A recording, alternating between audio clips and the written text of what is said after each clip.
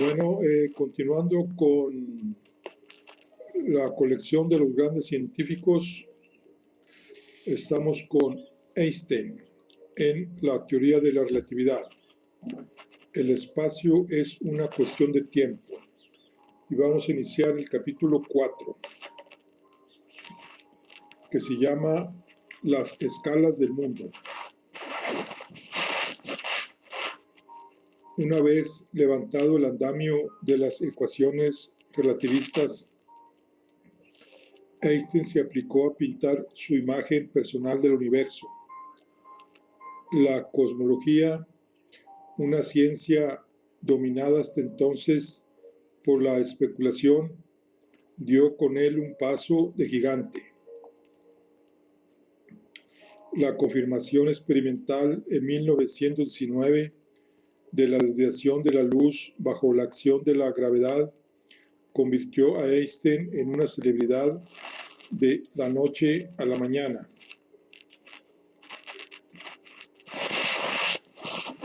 Al final de cada tormenta creativa, Einstein caía enfermo. La crudeza de la resaca era proporcional al esfuerzo invertido. Si después de los meses de hiperactividad que alumbraron los artículos de 1905, pasó 2 semanas en cama, tras su largo y sostenido pulso con la relatividad general, la convalecencia se alargó con intermenencias, varios años. El racionamiento de la guerra no hizo sino agravar su condición. A partir de 1917, su organismo cedió ante una sucesión de pequeños colapsos, cálculos biliares, hepatopatías, ictericia, úlcera de estómago, que lo postraron en cama durante meses, haciéndole temer que nunca se recuperaría del todo. En un intervalo de 2 meses llegó a perder hasta 25 kilos. Con la entrada del verano, Elsa le alquiló un piso en el mismo bloque de apartamentos donde ella vivía, y con discreción, escalera arriba, escalera abajo, se multiplicó en los papeles de enfermera, cocinera, vecina y amante. A cambio de su entrega incondicional, aumentó la presión sobre el divorcio. Al año siguiente, Einstein resucitó la cuestión espinosa frente a Mileva, en un despliegue de tacto que adornó con una espectacular oferta económica que incluía el dinero de un eventual premio Nobel. Al principio, ella reaccionó con su antigua furia, pero a las pocas semanas recogió velas. La persistencia de su separación y la determinación de Einstein evidenciaban que el matrimonio se había deshecho sin remedio.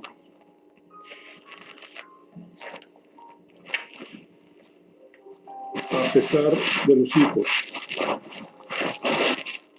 se sentía acosada por la mala salud, igual que su hermana y su hijo pequeño, puesto que el pasado era un territorio que ya no se podía reconquistar. Quizá había llegado el momento de afrontar lo inevitable en las mejores condiciones. Vencidos los reparos de Mileva, quedaba por superar un adversario quizá más temible: la administración. Tengo curiosidad por ver qué durará más, le confiaba Einstein a su mujer, la guerra mundial o nuestros trámites de divorcio. Duró más el divorcio. Mileva fue probablemente el gran amor de su vida. En su primer matrimonio lo había buscado todo, en cuerpo y espíritu. En su correspondencia con Elsa, Eystein recupera el lenguaje de un enamorado, pero la temperatura es más baja y se multiplican los reparos. No es por falta de verdadero afecto, por lo que el matrimonio no deja de asustarme. Con una nota de cinismo puede decirse que Mileva encarnaba el amor ideal para un joven de 20 años, mientras que Elsa lo representaba para un hombre de 40. Su prima le proporcionó grandes dosis de paz a cambio de una afinidad menos profunda. Quizá no discutiera mucho de física con Elsa, ni los uniera un amor pasional, pero se ofrecieron apoyo y compañía y compartían un gran sentido del humor. En ella encontró un modo de conjugar la necesidad de afecto con la comodidad. Me alegro de que mi esposa no sepa nada de ciencia, a diferencia de mi primera mujer, Eystein a su alumna Esther Salamán. La sustitución de Mileva por Elsa ponía de manifiesto una transición más soterrada. Tras la coronación de la teoría de la relatividad general, Eystein empezó a mudar las ropas de iconoclasta. Él mismo se lamentaba: para castigar mi desprecio hacia la autoridad, el destino ha decretado que yo mismo me convierta en autoridad. Durante el proceso de divorcio, Eystein le hizo una promesa a Mileva: jamás renunciaré a vivir solo, un estado que se ha revelado como una indescriptible bendición. Tardó menos de 4 meses en decidirse. Obtuvo el divorcio de Mileva el 14 de febrero de 1919 y lo encontramos casado de nuevo con Elsa el 2 de junio del mismo año. Pauline celebró la separación de Mileva como quien gana un premio en la lotería. Si tu pobre papá hubiera vivido para verlo, apenas pudo disfrutar de la nueva situación. Un año después, moría de un cáncer de estómago, un golpe que vino a contradecir una vez más el desapego de Eystein. Uno siente en sus propios huesos lo que significan los vínculos de la sangre.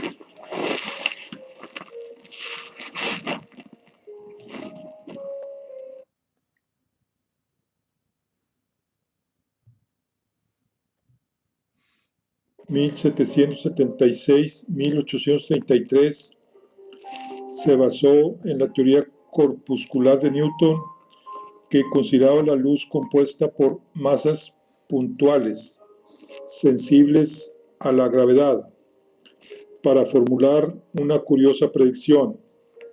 Si un rayo luminoso pasa junto a un cuerpo celeste, en lugar de continuar en línea recta, la atracción de éste lo obligará a describir una hipérbola cuya concavidad se dirige contra el cuerpo que lo atrae. En el caso del Sol, von Soldner estimó en 0.84 segundos de arco el ángulo de la desviación. Tan sugestivo fenómeno se podría apreciar desde la Tierra.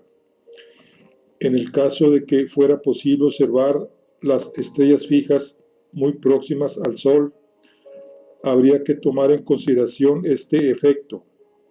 Sin embargo, como es bien sabido que no sucede así, tendremos que desechar la perturbación del Sol.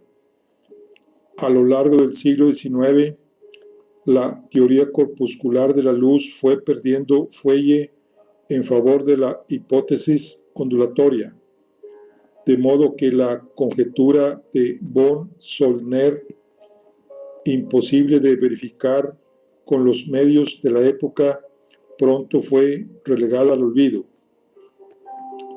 En junio de 1911, partiendo de unos presupuestos teóricos bien distintos y sin conocer la obra de Bohr-Solner, Einstein resucitó su idea en un artículo sobre la influencia de la gravitación en la propagación de la luz, donde alcanzó un valor prácticamente idéntico, 0.83 segundos de arco, pero su conclusión difería diametralmente de la del astrónomo,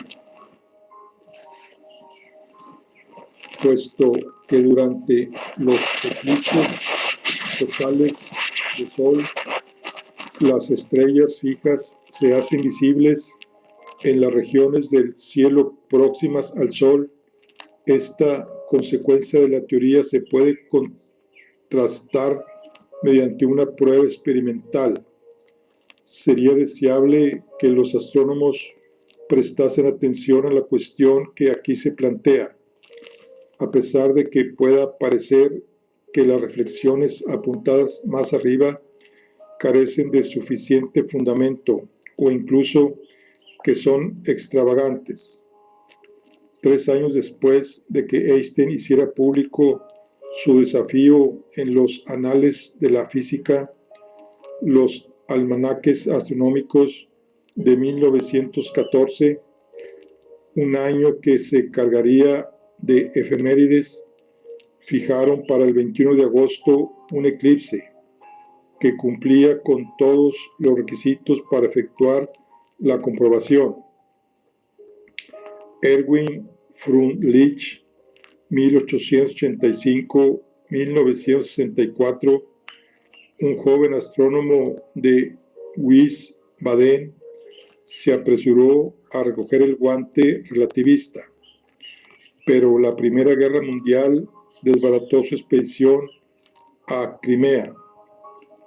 Alemania declaró la guerra a Rusia el 1 de agosto y, en justa correspondencia, los soldados del zar capturaron al equipo de astrónomos alemanes, cuyas aspiraciones científicas interpretaron como una burda tapadera para el espionaje.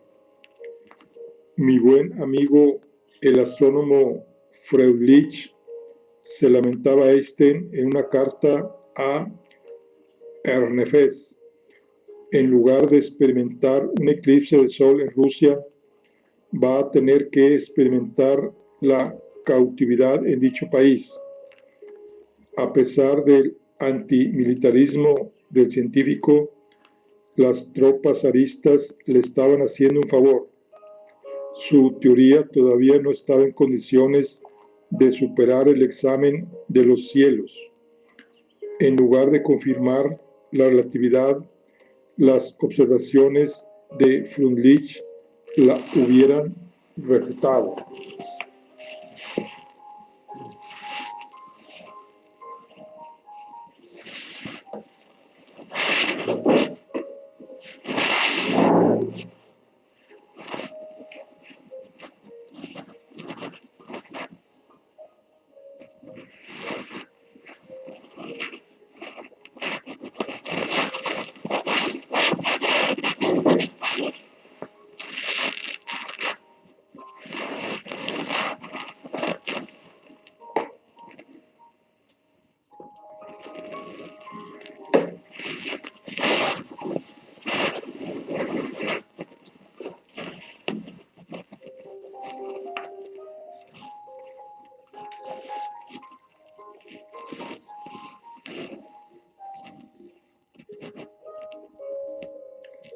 En su famosa conferencia del 25 de noviembre de 1915, Einstein había deducido, a partir de la ecuación de campo correcta, una segunda estimación que se apartaba nítidamente de la de von Zollner, 1.7 segundos de arco. Ahora, la disparidad proporcionaba una excelente base para contrastar la visión relativista de la gravedad con la clásica newtoniana. Arturo Eddington, 1882-1944, director del Observatorio de Cambridge, se adelantó en esta ocasión a Freundlich, que había regresado a Alemania en un intercambio de prisioneros. El inglés estaba convencido de que el 29 de mayo de 1919 tenía una cita con el destino.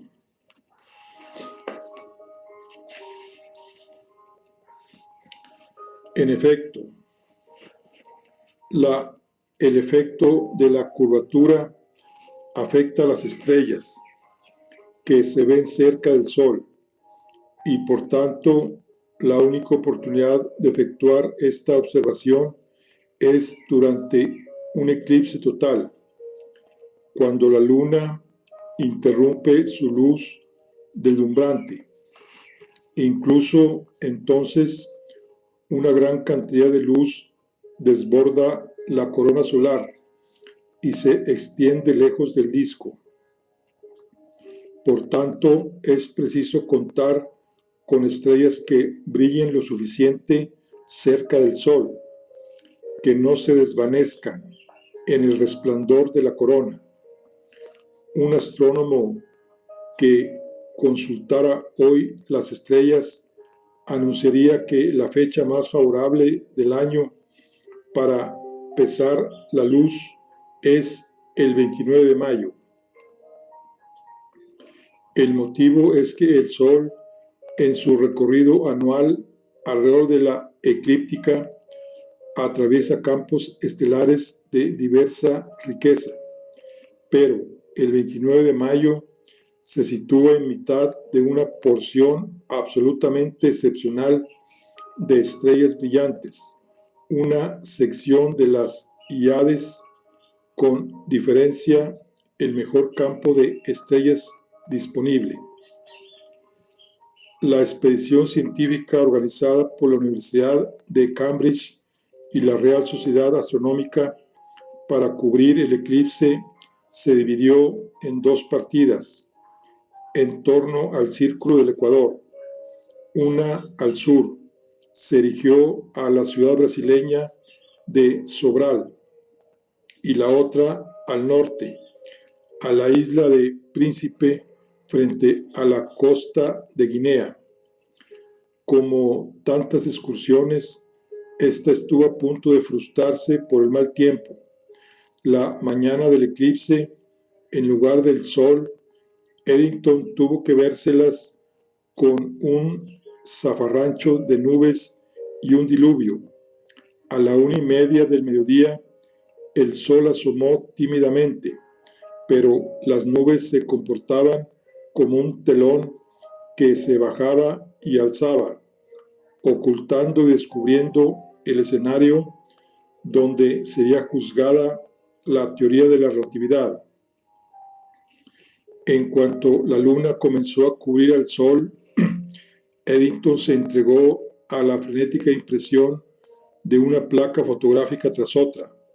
Solo disponía de 5 minutos. Cuando miraba al cielo, a veces se encontraba con el eclipse y otras con las nubes. Entre las 16 imágenes que tomó del cúmulo estelar de las Híades, solo 2 parecían aprovechables. Corrió a revelarlas en el acto, presa de la inquietud. ¿Qué habría pasado en Sobral Según el relato de Andreu Cromelin, responsable de la expedición brasileña, el clima resultó enervante, pero un claro en las nubes se abrió en las proximidades del sol justo a tiempo, y durante 4 de los 5 minutos de ocultación, el cielo alrededor del sol permaneció completamente despejado. Eddington jugó un poco a favor de la relatividad al manipular los datos y comparar las fotografías con otras del mismo campo de estrellas, tomadas una noche de invierno en Inglaterra, cuando el sol no desviaba la luz de las Híades. Después de descartar los datos que más se apartaban de sus expectativas, achacando su extravío a diversos defectos del instrumental, dio por válida una desviación de 1.7 segundos de arco. O sea, aquí la masa del Sol curva de modo apreciable la luz que pasa en sus proximidades, haciendo que algunas estrellas parezcan ocupar posiciones distintas de las reales, según se muestra en la figura 1. Este fenómeno se aprecia claramente en la superposición de dos imágenes del mismo campo estelar, con y sin eclipse, tomadas en 1922, y que se ha representado en la figura 2. Cada flecha conecta la posición real de una estrella, el punto, con la posición aparente, la punta. Muy bien. Algunos ingleses juzgaron el experimento como una continuación de la guerra por otros medios, un duelo entre su gran genio nacional, Isaac Newton, y un alemán por poco alemán que Einstein pudiera considerarse, y por menos alemán todavía que lo considerasen los propios alemanes. El 6 de noviembre de 1919, una reunión conjunta de la Real Sociedad Astronómica y la Royal Sociedad concluyó en Londres que el análisis de las fotografías acreditaba la predicción de la relatividad general. Si la primera expedición de Freundlich se planteó con mala oportunidad, tanto histórica como científica, la segunda acertó en el centro de las dos dianas. Por sorpresa, una noticia científica se encaramaba a la portada de los principales periódicos. Desde ahí desató un terremoto sin precedentes en la opinión pública. Dando un repaso a los titulares de la época, leemos: la teoría de Einstein triunfa. The New York Times. Revolución en la ciencia. Derrocadas las ideas newtonianas. El The Times. Una nueva gran figura en la historia mundial. Albert Einstein. Berliner Illustrator. Las masas no tardaron en ratificar la canonización del físico en los altares de la ciencia. La validación de la teoría elevó no solo la mirada de los periodistas y de sus lectores hacia el firmamento, también la de los científicos. Es cierto que la ecuación de campo podía aplicarse a cualquier juego de masas, pero el cosmos parecía el entorno natural de la relatividad.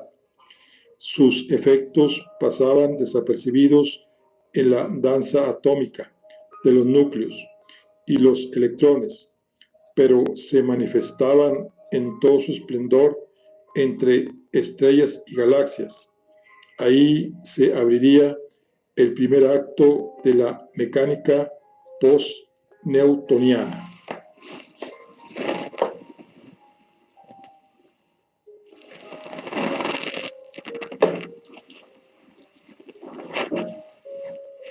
La luz prisionera de la oscuridad.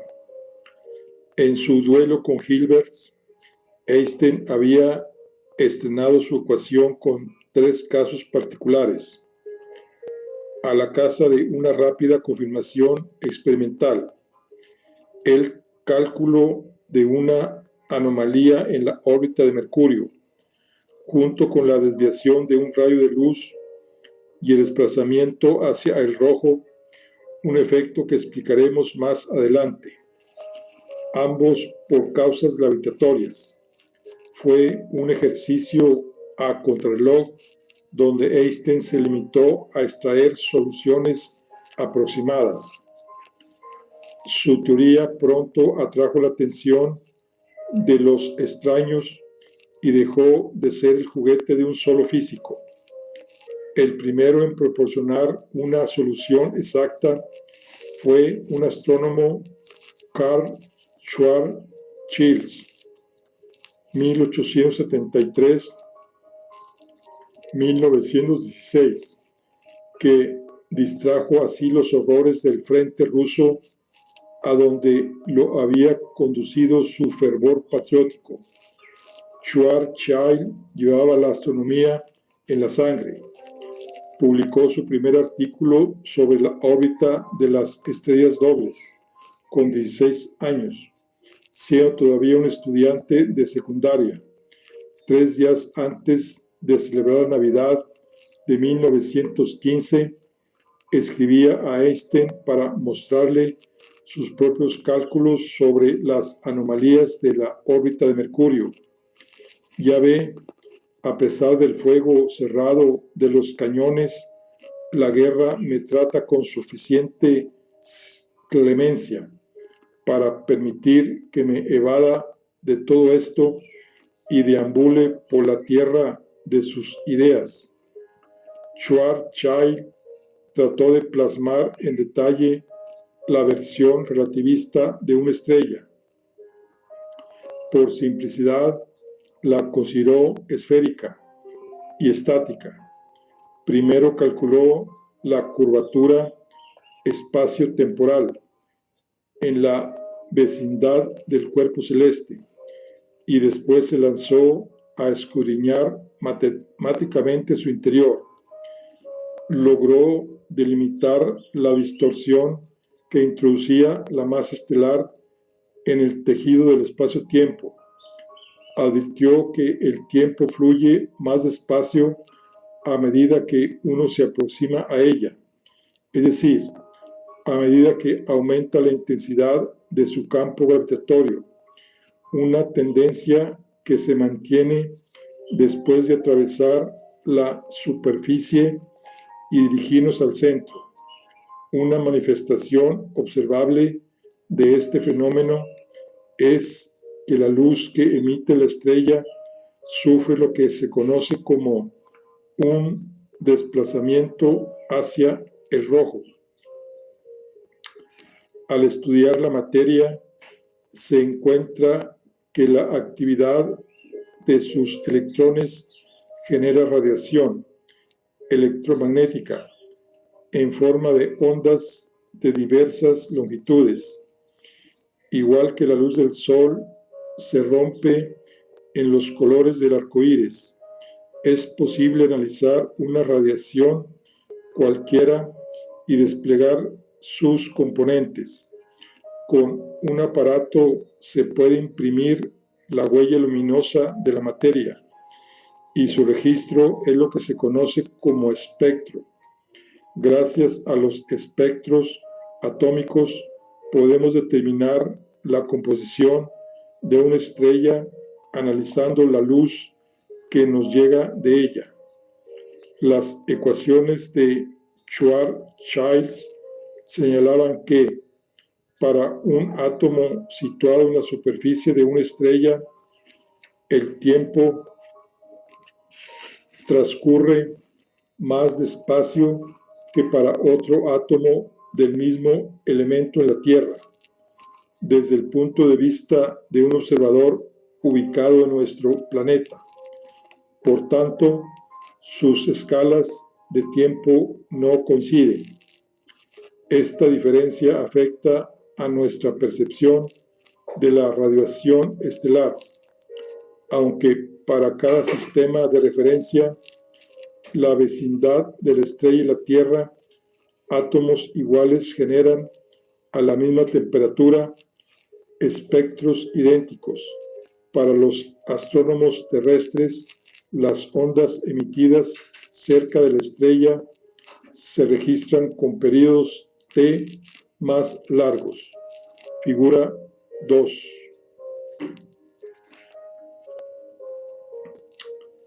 El periodo es precisamente la inversa de la frecuencia, T igual a 1 sobre B. A medida que crece T, disminuye B, lo que quiere decir que las ondas que componen la huella del elemento se reciben con una frecuencia más corta. Dentro del espectro visible, la luz de menor frecuencia es la roja. Por extensión, se dice que la distorsión gravitatoria de la masa estelar desplaza la radiación hacia el rojo. Este efecto se acentúa con la intensidad del campo gravitatorio. Cuanto más compacta y masiva sea la estrella, más pronunciado será el desplazamiento hacia el rojo, una señal de que el tiempo transcurre más despacio en su proximidad. Levantando la situación al extremo, encontramos que para una densidad crítica, el tiempo acaba por detenerse y el desplazamiento al rojo se dispara exponencialmente hasta anular el espectro. Schwarzschild juzgaba este límite como una ilusión matemática sin correspondencia con la realidad. Sin saberlo, estaba describiendo por primera vez una singularidad astronómica que cautivaría la imaginación de los físicos y de los aficionados a la ciencia ficción, un agujero negro. El término lo acuñaría John Wheeler, medio siglo después, durante una conferencia en el Instituto Goddard de Estudios Espaciales de la NASA en el otoño de 1967. Einstein se mostró entusiasmado ante el trabajo de Schwarzschild, pero la deslumbrante incursión del astrónomo en la relatividad general fue una estrella fugaz que consumió la guerra. Una enfermedad autoinmune de la piel arrancó a Schwarzschild de las trincheras y lo devolvió a Potsdam para acabar con su vida cerca del observatorio que había dirigido antes de alistarse como voluntario en el ejército. Después de sopesar la cuestión, Einstein concluyó que las singularidades de Schwarzschild no existen en la realidad física. Sus objeciones, sin embargo, contenían lagunas. En la conferencia donde bautizó los agujeros negros, Wheeler no solo aceptaba su viabilidad, sino que también hizo una descripción vívida y plausible de su traumático nacimiento. Cuando el combustible nuclear de una estrella se agota, se enfrenta a una encrucijada. Su suerte depende entonces de una serie de variables, entre ellas su masa inicial. Puede ocurrir que su menguada energía radiante no baste ya para sostener su propia masa y ésta se le venga encima, provocando una drástica contracción. A causa de su implosión cada vez más rápida, la superficie de la estrella que colapsa se aleja del observador más y más deprisa. La luz se desplaza hacia el rojo, se vuelve más débil milisegundo a milisegundo y en menos de un segundo demasiado oscura para que podamos percibirla. La estrella, como el gato de Chase Hires, desaparece de la vista. Uno deja detrás solo su sonrisa, la otra su atracción gravitatoria.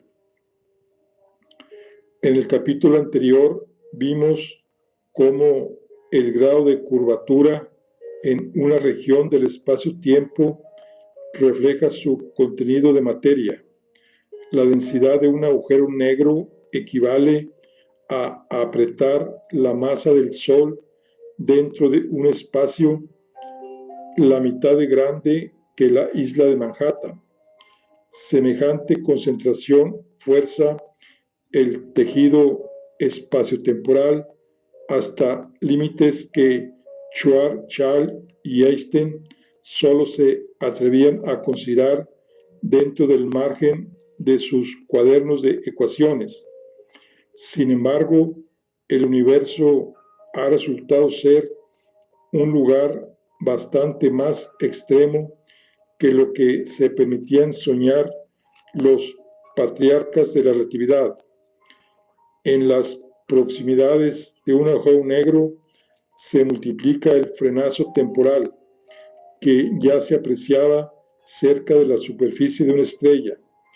En otras palabras, si uno se aproxima a su horizonte con cautela, entra en una película a cámara lenta y al alejarse puede verse proyectado miles de años en el futuro.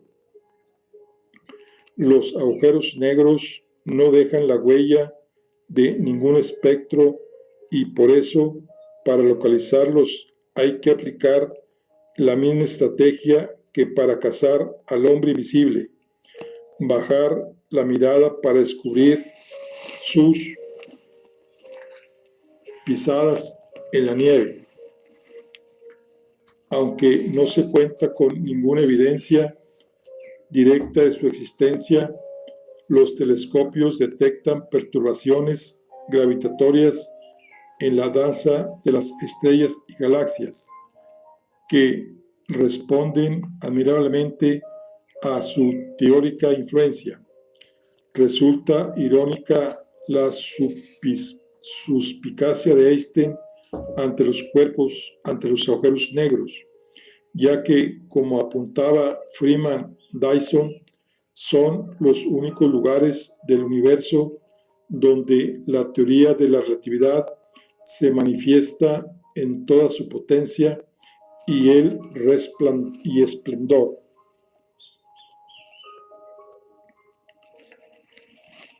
Bueno, vamos a ver aquí lo que son los lentes gravitacionales.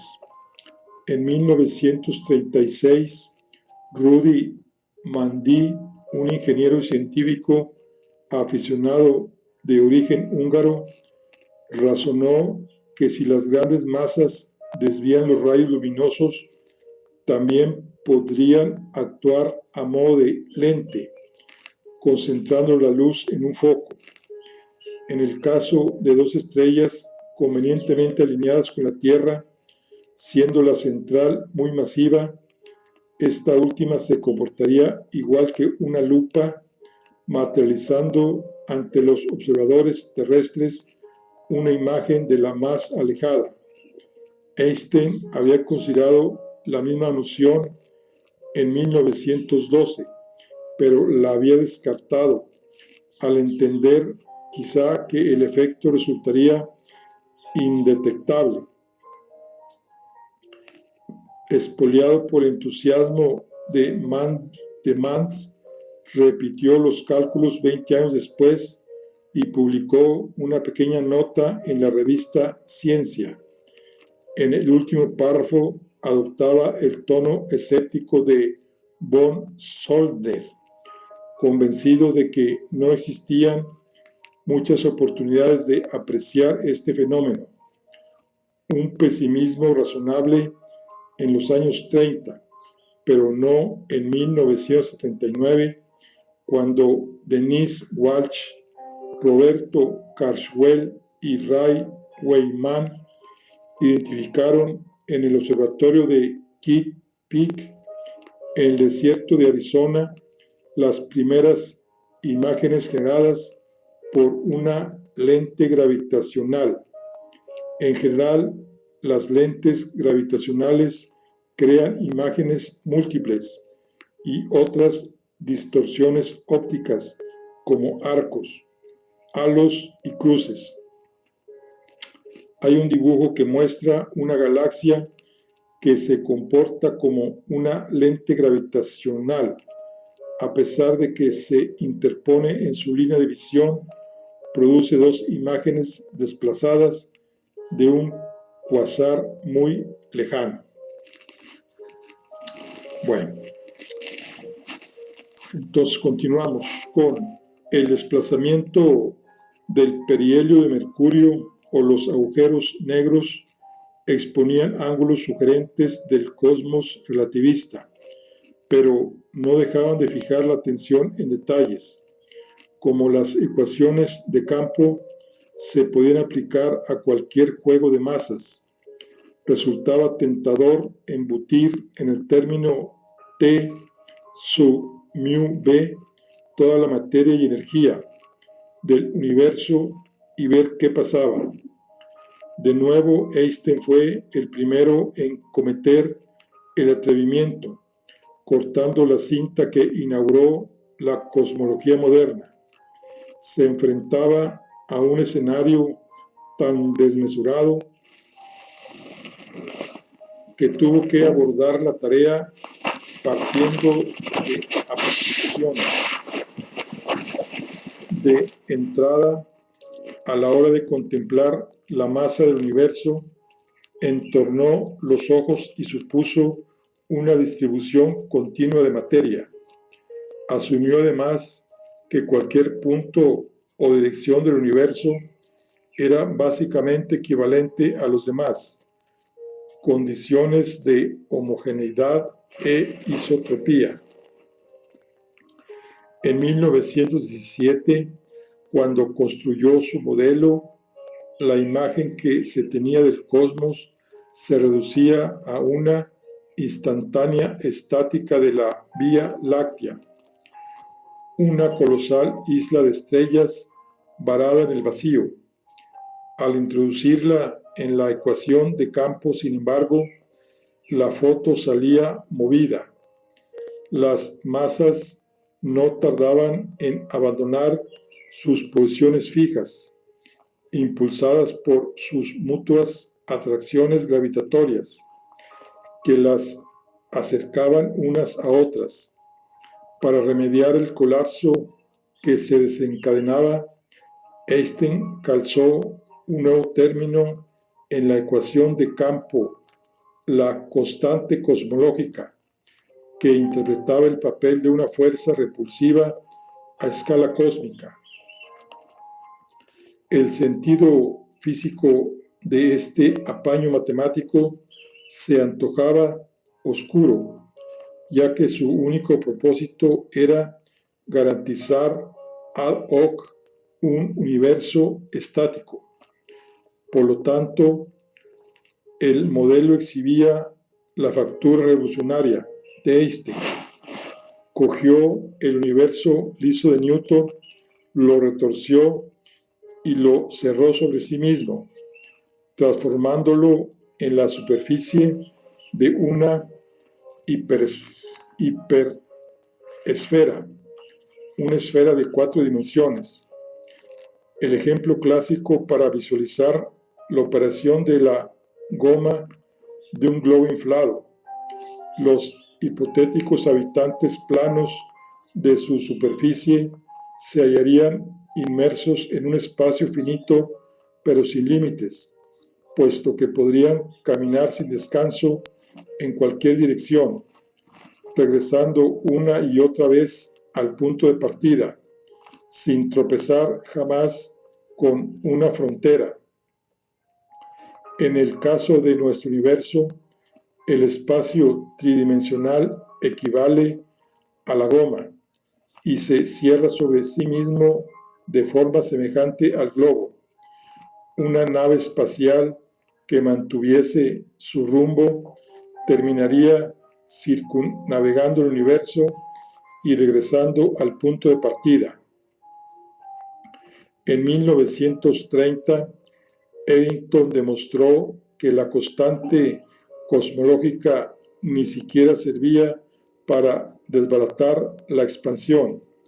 Desde un punto de vista matemático, el universo de Einstein se hallaba en un equilibrio precario, como el bastón en la punta de la nariz de un equilibrista.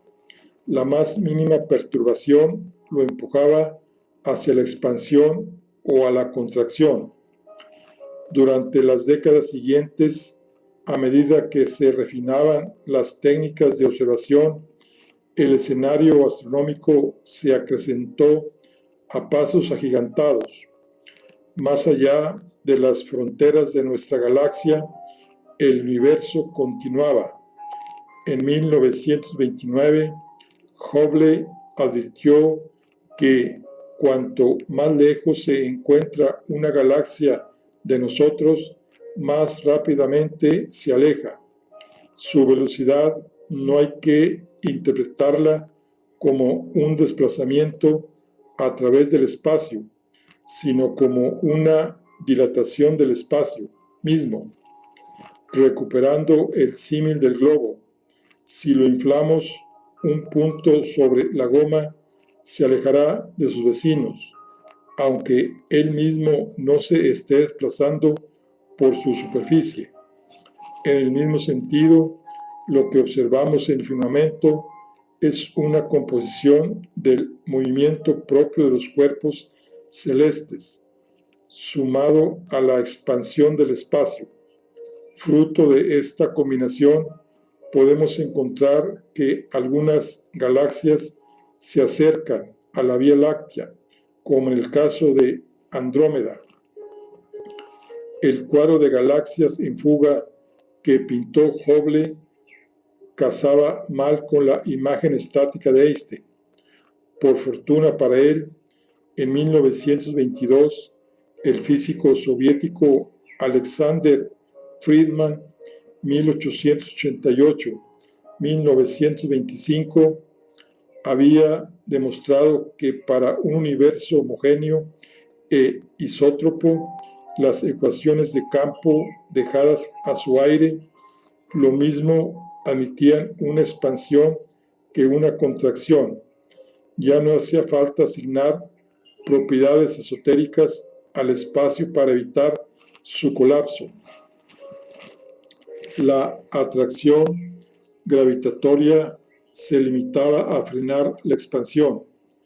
Mientras discutía problemas de cosmología con Einstein, contaba Jorge Gamow en su autobiografía, me comentó que la introducción del término cosmológico había supuesto el mayor error de su vida. Sin embargo, como en una película de terror, la constante cosmológica sorprendió a los astrónomos con un regreso vindicativo. A finales de la década de los 90, se constató que en realidad la expansión del universo se está acelerando, planteando un órdago a los físicos teóricos todavía sin resolver.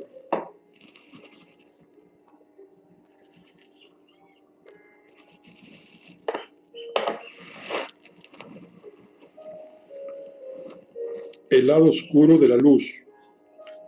Durante los felices años 20, al tiempo que se convertía en un asiduo practicante de su nueva teoría de la gravitación, Einstein se implicó a fondo en el debate abierto en torno a la mecánica cuántica. A diferencia de la relatividad, esta teoría fue fruto del esfuerzo colectivo de decenas de físicos, así que no apreciamos en su fundación la misma coherencia.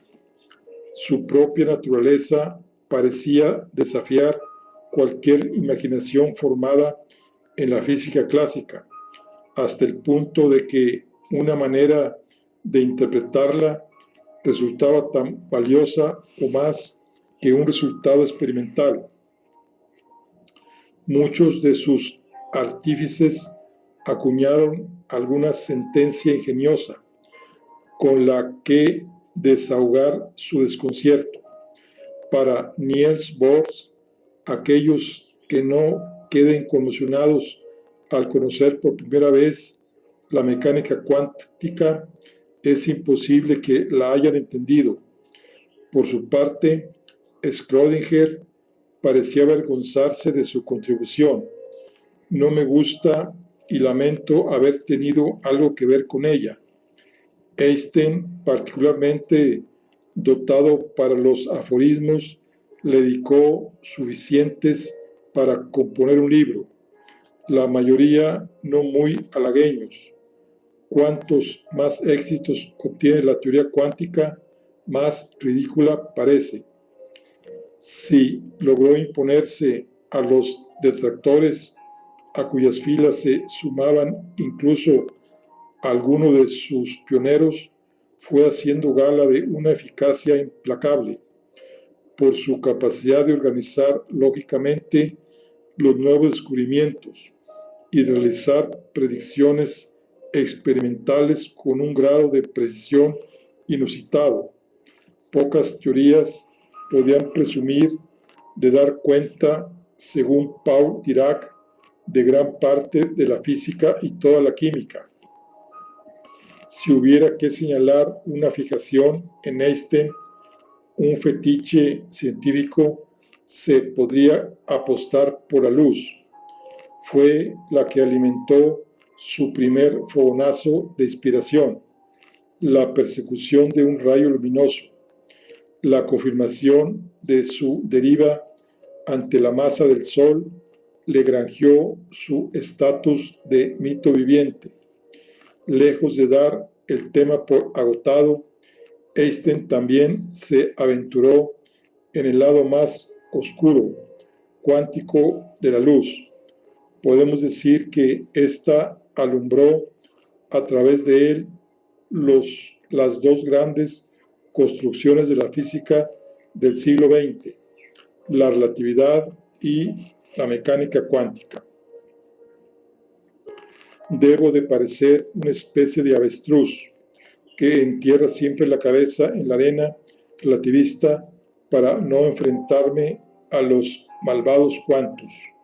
Einstein en una carta al físico Louis de Broglie. Todo comenzó cuando Max Planck postuló que la materia emitía y absorbía la radiación electromagnética en forma de paquetes discretos, cuantos de energía. El intercambio energético no funcionaba como el reparto de una tarta que se podía cortar en porciones arbitrariamente finas. La naturaleza imponía un límite, a partir del cual no era posible transferir cantidades más pequeñas. Einstein llevó un paso más lejos esta hipótesis y propuso que era la propia radiación la que, incluso cuando se propagaba libremente a través del espacio, lejos de los cuerpos, lo hacía en forma de un número finito de cuantos de energía. Einstein se sentía incómodo ante la continuidad del campo electromagnético de Maxwell y la naturaleza discreta, puntual de los componentes de la materia, ya fueran átomos o moléculas. lo uniforme y suave frente a lo abrupto y entrecortado. Eran piezas que no encajaban. Propuso que al aplicar una lupa cuántica a las ondas electromagnéticas se fragmentarían en infinidad de pequeñas unidades, como una fotografía se rompe en un millar de píxeles cuando el ojo se aproxima a la pantalla del ordenador. Durante mucho tiempo, el establishment de la ciencia ignoró con tacto esta hipótesis. En la carta que dirigieron en 1913, Nernst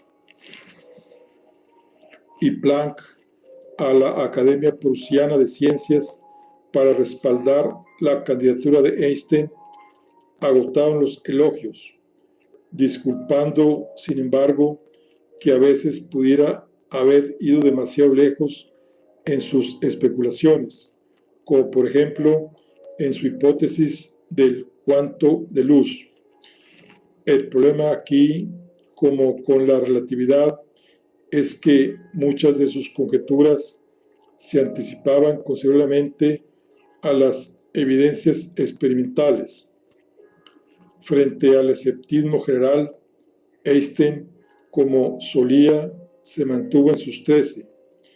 En 1916 plasmó una idea que venía rondándole la cabeza casi una década, que la parcelación de la energía se manifestaba en forma de partículas que poseían momento, una magnitud física vectorial que corresponde a multiplicar la masa de un cuerpo por su velocidad. Es decir, los cuantos de luz se comportaban como proyectiles de energía, los fotones, que podían chocar contra los electrones, por ejemplo, y desviarlos de su trayectoria. 7 años después, su hipótesis fue confirmada en el laboratorio por Arturo Compton, 1892-1962. El idilio con la mecánica cuántica resultó efímero, pues la bola de nieve impulsada por Bohr, Heisenberg y Bohr ya rodaba ladera abajo. Sin apenas transición, Einstein pasó de favorecer una postura demasiado atrevida a otra demasiado conservadora. Al hablar de los agujeros negros, vimos cómo la radiación electromagnética servía para identificar a los átomos que la emiten.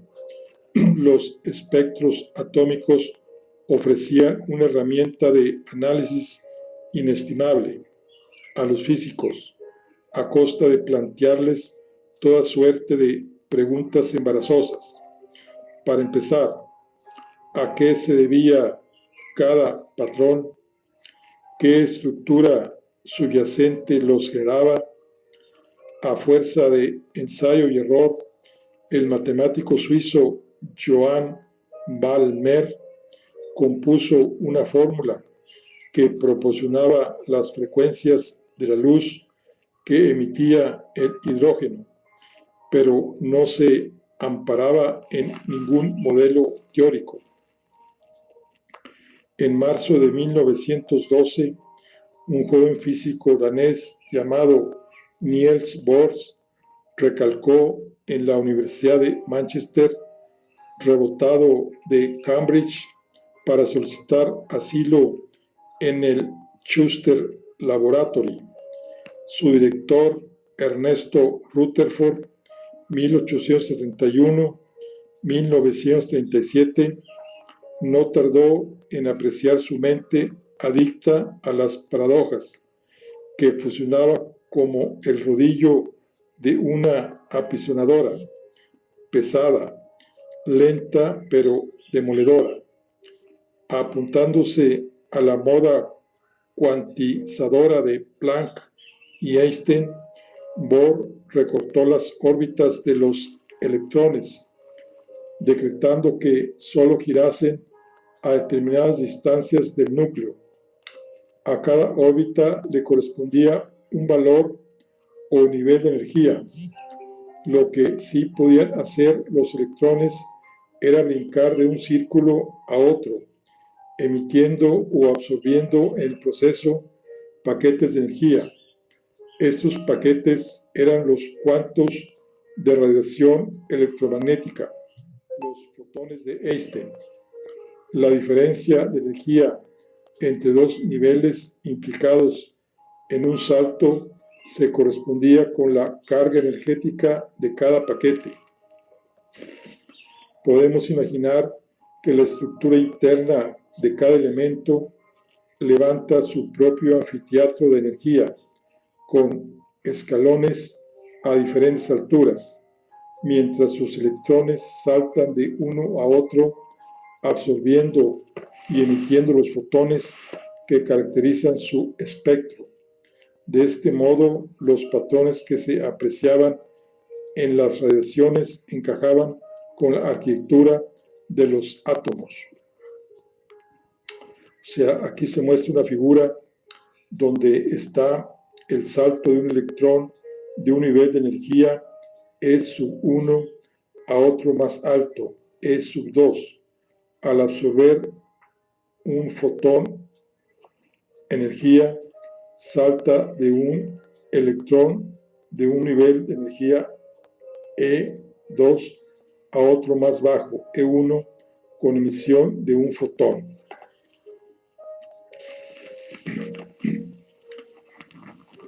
Refiriéndose al artículo original de Bohr, el físico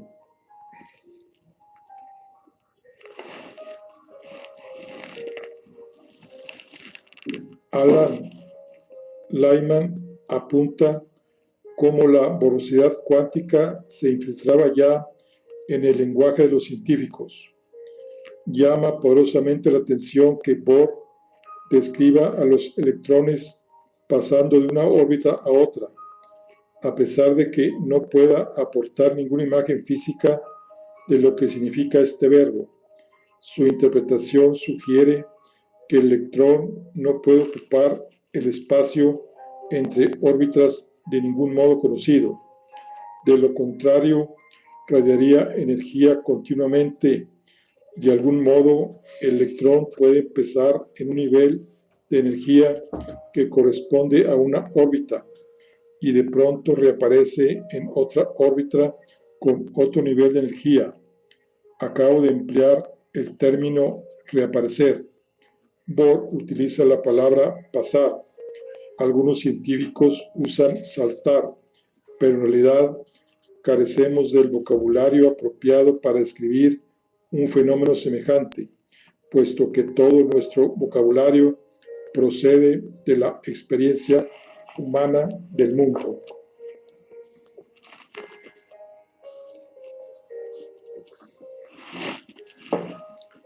El modelo de Bohr se ajustaba como un guante al átomo más sencillo, el hidrógeno. A medida que incorporaba más electrones, sin embargo, y a pesar de que seguía arrojando luz sobre la estabilidad y el comportamiento químico de los elementos, se hacía patente que no era el final del camino, sino una estación de paso.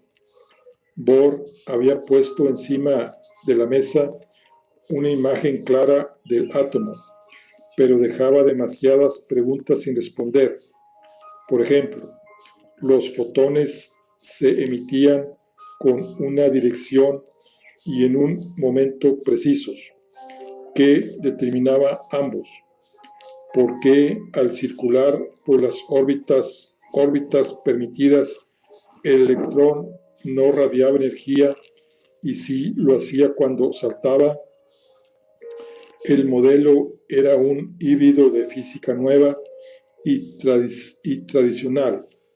Werner Heisenberg, 1901-1976, llegó a la conclusión de lo que tenía de bueno era lo que tenía de extraño y que su único lastre era lo que todavía tenía de clásico. Para progresar debía volverse más extraño aún. La subversiva visión de Heisenberg se fraguó como culminación de un proceso febril. En pleno verano de 1925 se había refugiado en la isla de Heligoland, en el Mar del Norte, víctima de un severo ataque de alergia. A falta de antihistamínicos que entonces no se habían inventado, combatía la rinitis reflexionando sobre la construcción de la relatividad especial. Einstein había rechazado cualquier concepto que no se correspondiera con fenómenos observables, por intuitivos que resultaran a primera vista, como en el caso de la simultaneidad. Heisenberg decidió asumir este programa hasta sus últimas consecuencias. Uno podía contemplar espectros atómicos de acuerdo, pero ¿alguien había sorprendido alguna vez a un electrón en pleno salto de una órbita a otra? Las trayectorias de Bohr con un radio y un período determinados no eran observables. Luego carecía de sentido.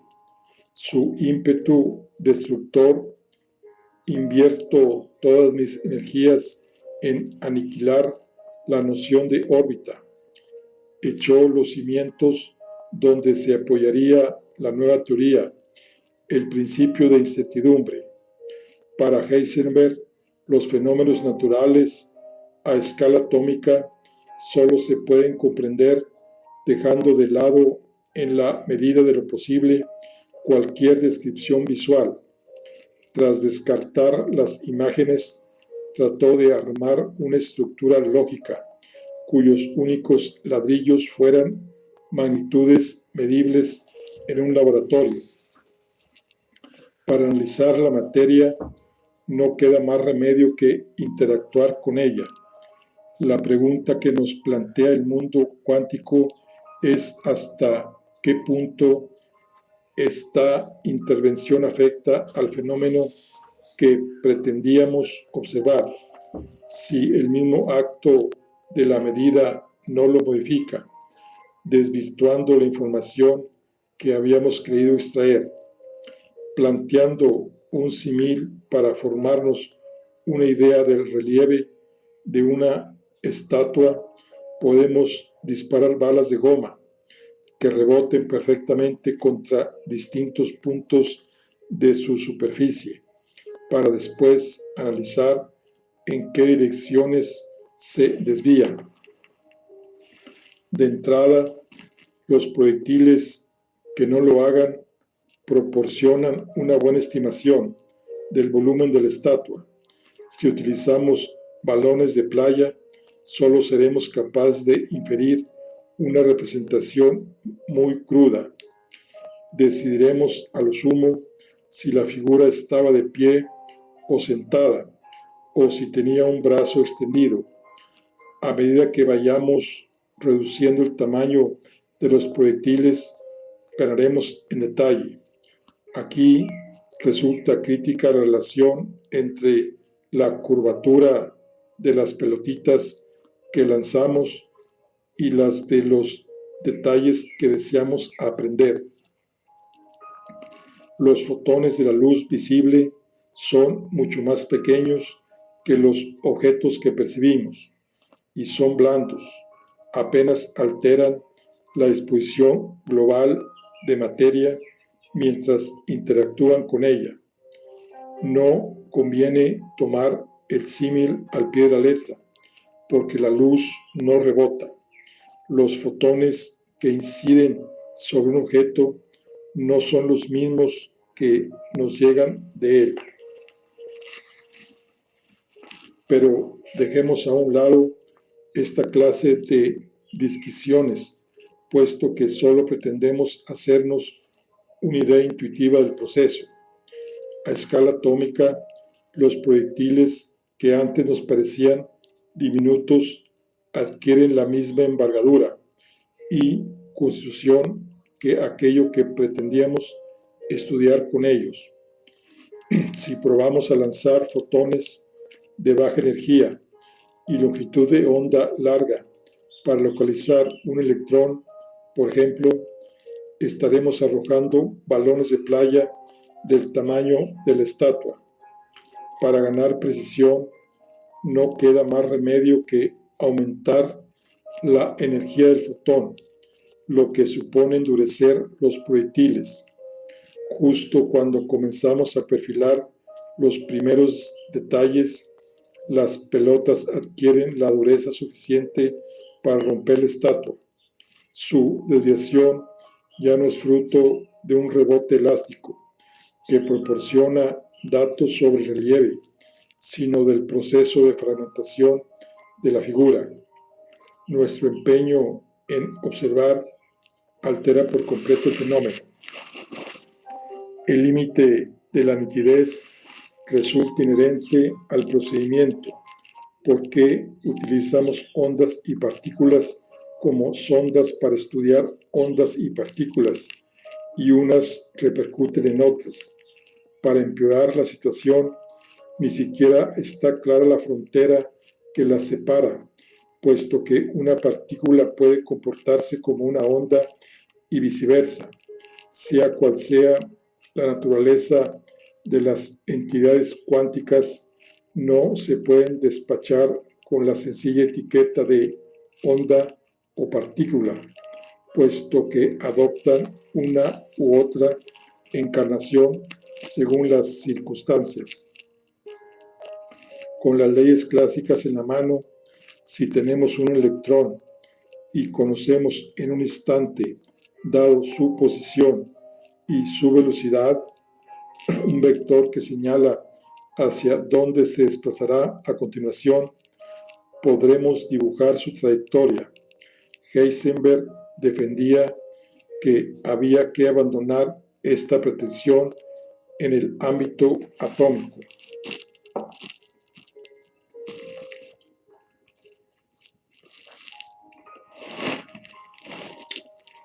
La respuesta más evidente a la cuestión de cómo se puede observar la órbita de un electrón en su recorrido dentro del átomo quizá sea emplear un microscopio con un extremado poder de resolución, pero como la muestra de este microscopio se tendrá que iluminar con luz de una longitud de onda extremadamente corta, el primer cuanto de luz de la fuente luminosa que alcanzara al electrón y que penetrara en el ojo del observador arrojaría al electrón completamente fuera de su órbita.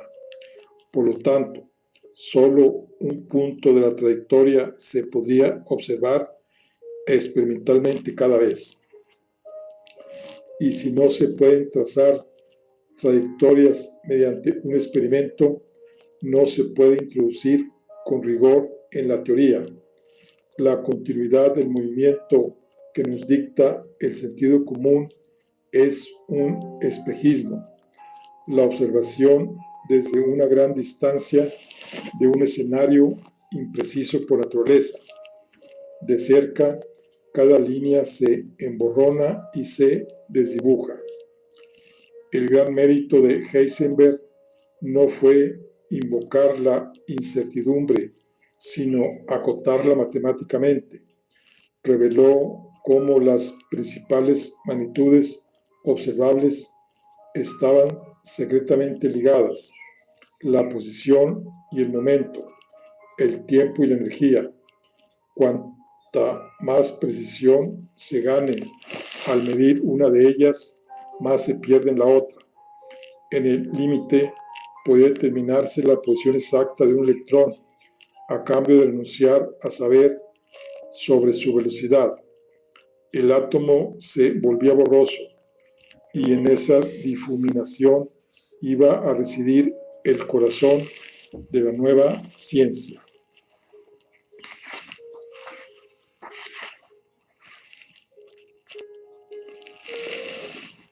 Aunque muchos físicos que abandonaron la revolución cuántica lo hicieron enarbolando el estilo de pensamiento que habían aprendido de Einstein, sus éxitos pillaron con el pie cambiado a quien les había servido de inspiración.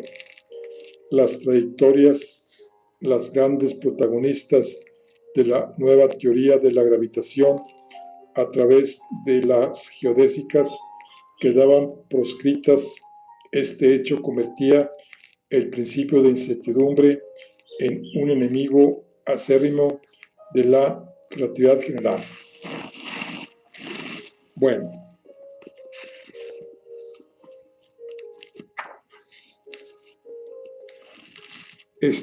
era el nacimiento aquí de lo que es el principio de incertidumbre de Heisenberg.